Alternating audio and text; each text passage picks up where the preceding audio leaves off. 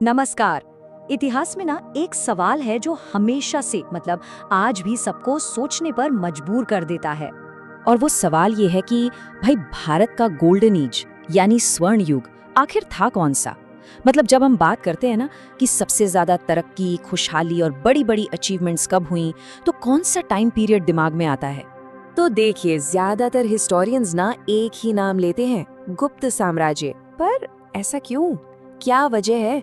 चलिए आज उन्हीं 3 सॉलिड वजहों को समझते हैं जो इस एम्पायर को इंडिया का गोल्डन एज बनाती हैं। तो पहले जरा टाइमलाइन पर एक नजर डालते हैं। हम बात कर रहे हैं करीब करीब 320 सीई से 550 सीई के बीच के समय की। और यकीन मानिए, ये वो दौर था जब इंडिया ने अरे भाई नॉलेज हो, साइंस, आर्ट या फिर शांति, हर फील्ड में कमाल कर दिया था। ऐसी ऊंचाइयों को छुआ जो पहले कभी नहीं देखी गई। तो पहला कारण और शायद सबसे इम्पोर्टेंट वो है साइंस और नॉलेज में हुई जबरदस्त तरक्की। सच कहूं तो यही वो फाउंडेशन थी जिसने इस पूरे युग को इतना स्पेशल बना दिया। तो चलिए इसमें थोड़ा और डीप में चलते हैं। शुरुआत करते हैं एक ऐसी खोज से जिसने दुनिया को लिटरली हमेशा के लिए बदल दिया, और वो है जीरो। जी हाँ, शून्य की खोज। इसी दौर में भारत ने दुनिया को ये कमाल का कॉन्सेप्ट दिया था। और देखिए, ये सिर्फ एक नंबर नहीं था, इसने तो मैथ्स की पूरी भाषा ही बदल डाली। और आज जो हम कंप्यूटर और डिजिटल वर्ल्ड देख रहे हैं ना, उसकी नींव भी यहीं रखी गई थी। और बात सिर्फ जीरो पर खत्म नहीं होती। जीरो के साथ साथ डेसिमल सिस्टम यानी दशमलव प्रणाली, वो भी और मजबूत हुई। अब सोचिए, इन दोनों ने मिलकर कैलकुलेशन को कितना आसान और एक्यूरेट बना दिया होगा। उस टाइम के मैथ्स और बिजनेस के लिए तो ये गेम चेंजर था ही, पर आज की इंजीनियरिंग और फाइनेंस के दरवाजे भी तो इसी ने खोले। तो बस अंदाजा लगाइए उस दौर की साइंटिफिक सोच का लेवल।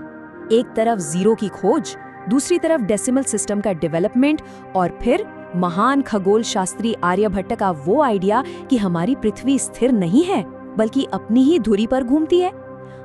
अपने समय से कितना आगे की सोचती है। सचमुच कितनी क्रांतिकारी बातें थीं ये सब। अच्छा, तो साइंस और नॉलेज की बात तो हो गई। अब चलते हैं दूसरे पिलर की तरफ जिसने इस युग को सच में गोल्डन बनाया, और वो है आर्ट एंड कल्चर का शानदार डेवलपमेंट। इस दौर की आर्ट का सबसे बेहतरीन एग्जाम्पल देखना हो ना, तो वो है अजंता की गुफाएं। क्या पेंटिंग्स हैं वहां, क्या मूर्तियां हैं, इतनी जिंदा, इतनी खूबसूरत कि आज भी दुनिया भर के आर्ट लवर्स देखकर हैरान रह जाते हैं। और ये सिर्फ पेंटिंग या स्कल्पचर तक ही नहीं था भाई, ये तो लिटरेचर का भी गोल्डन एज था। इसी दौर में तो महाकवि कालिदास ने अभिज्ञान शाकुंतलम और मेघदूतम जैसे मास्टरपीस लिखे, जिन्होंने संस्कृत लिटरेचर को एक अलग ही लेवल पे पहुंचा दिया। मूर्तियों की बात करें तो उनमें भी वही परफेक्शन, वही दिव्यता दिखती है। गुप्त काल की मूर्तियों में ना एक गजब का सुकून और बैलेंस है, जिसने इंडियन आर्ट के एक पूरे नए स्टाइल को जन्म दिया, उसे डिफाइन किया।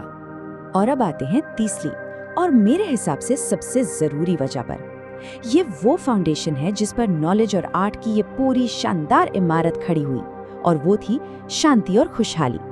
इसे ऐसे समझिए, जहां हर वक्त लड़ाई झगड़ा और इंस्टेबिलिटी हो, वहां सोसाइटी तरक्की कैसे करेगी?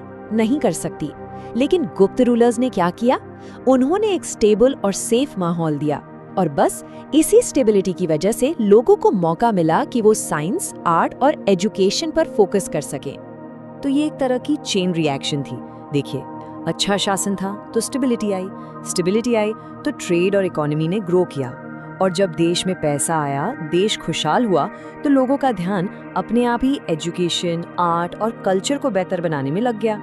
तो जब हम इन तीनों वजहों को एक साथ देखते हैं ना, तब हमें समझ आता है कि एक गोल्डन एज असल में होता क्या है। ये किसी एक फील्ड में आगे बढ़ना नहीं है, बल्कि ये तो सोसाइटी का ओवरऑल डेवलपमेंट है। और आखिर में सबसे जरूरी बात, किसी भी गोल्डन एज की सबसे बड़ी पहचान होती है शांति। क्योंकि जब शांति का माहौल होता है ना, तभी नॉलेज, क्रिएटिविटी और प्रॉस्पेरिटी को फलने फूलने का मौका मिलता है। तो घूम फिरकर वापस उसी सवाल पर आते हैं क्या गुप्त काल सच में इंडिया का गोल्डन एज था? साइंस में कमाल की खोजें, आर्ट और लिटरेचर अपनी पीक पर, और इन सब को मुमकिन बनाने वाली शांति और स्टेबिलिटी, इन्हीं सॉलिड वजहों से हिस्टोरियंस इसे गोल्डन एज कहते हैं। वैसे इस पर लोगों के और भी अलग अलग व्यूज हो सकते हैं और उन्हें जानना भी काफी दिलचस्प होगा।